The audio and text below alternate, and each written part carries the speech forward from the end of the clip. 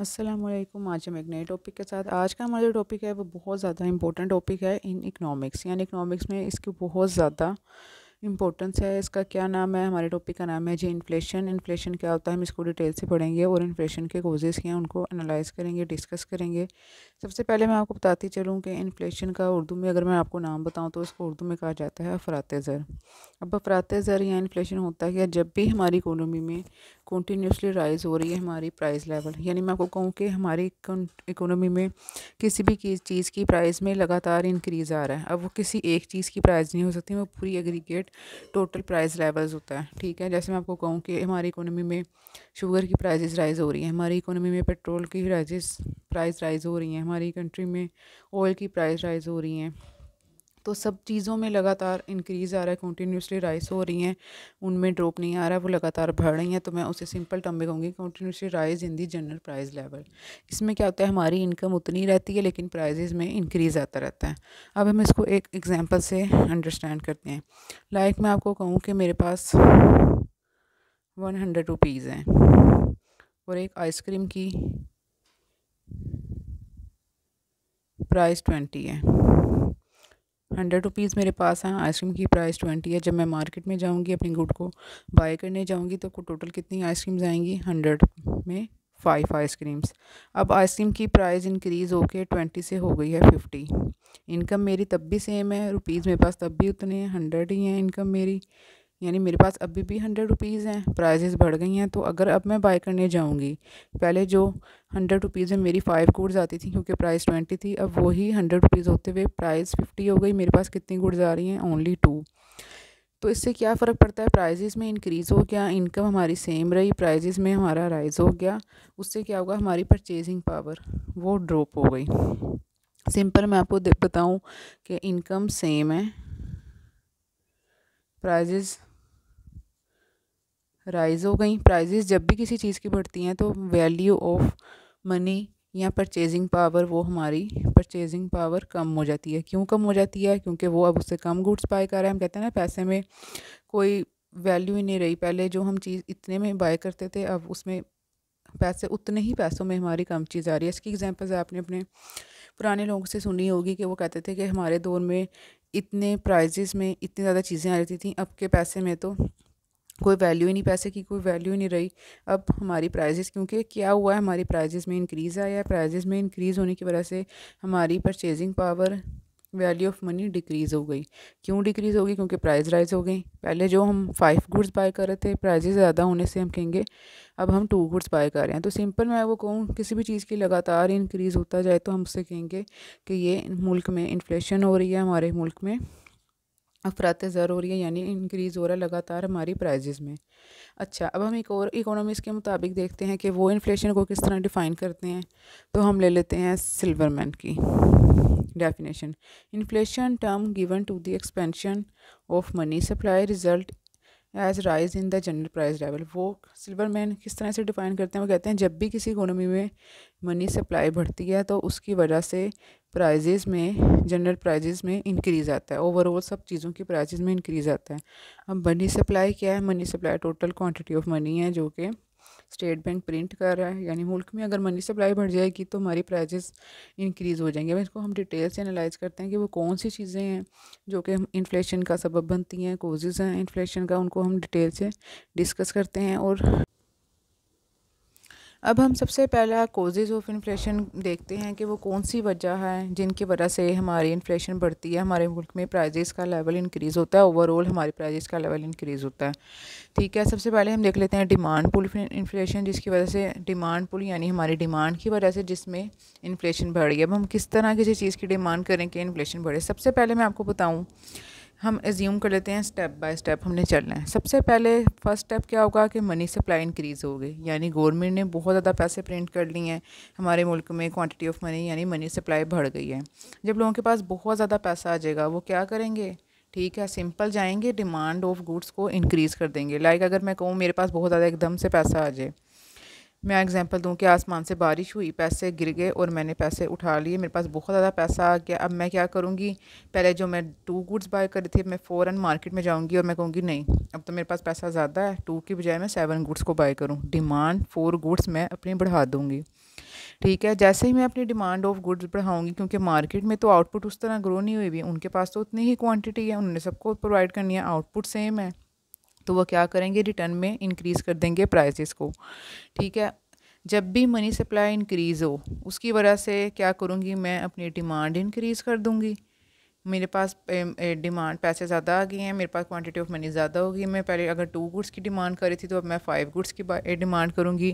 ठीक है। बायर हूँ मैं, कंज्यूमर हूँ, मैं ख़रीदने वाली हूँ। मैं पहले 2 गुड्स की डिमांड कर रही थी, अब मैं 5 गुड्स की डिमांड कर रही हूँ। तो उसकी वजह से क्या होगा, मार्केट में जो चीज़ पहले 200 की थी वो 250 की कर देंगे, ताकि लोग कम डिमांड करें।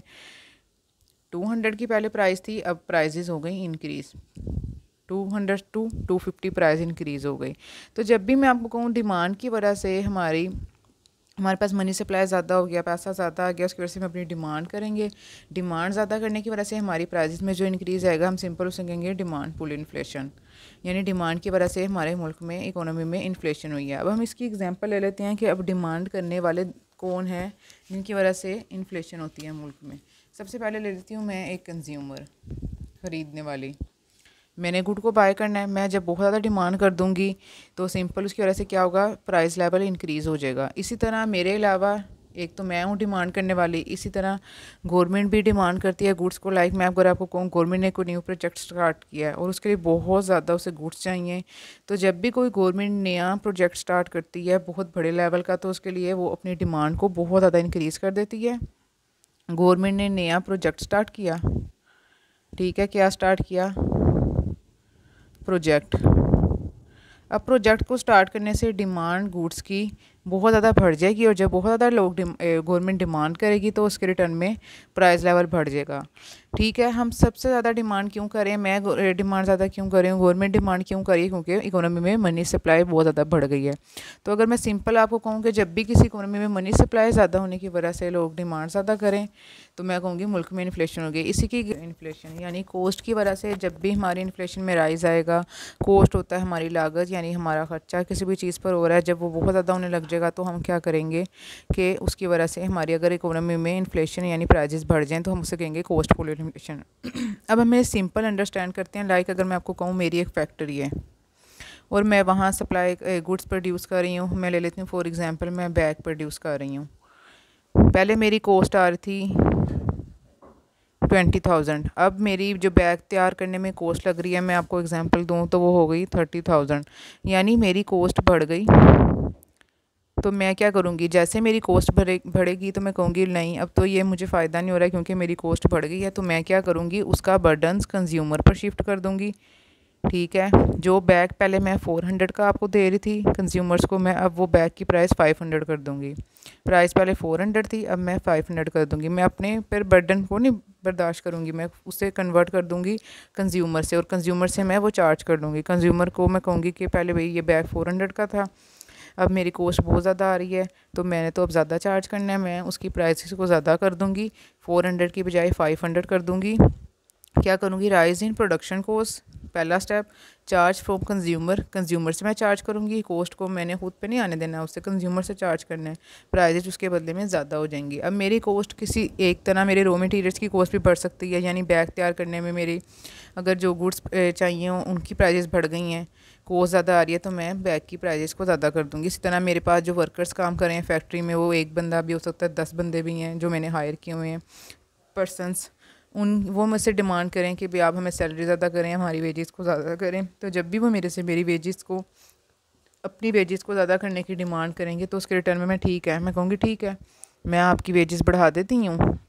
जैसे ही मैं अपने वर्कर्स की वेजेस को बढ़ाऊँगी, क्योंकि मुझे अपनी जेब से वर्कर्स को पैसा देना पड़ रहा है, तो उसके बदले मैं अपनी बैग की प्राइजेस को और ज़्यादा इंक्रीज़ कर दूँगी।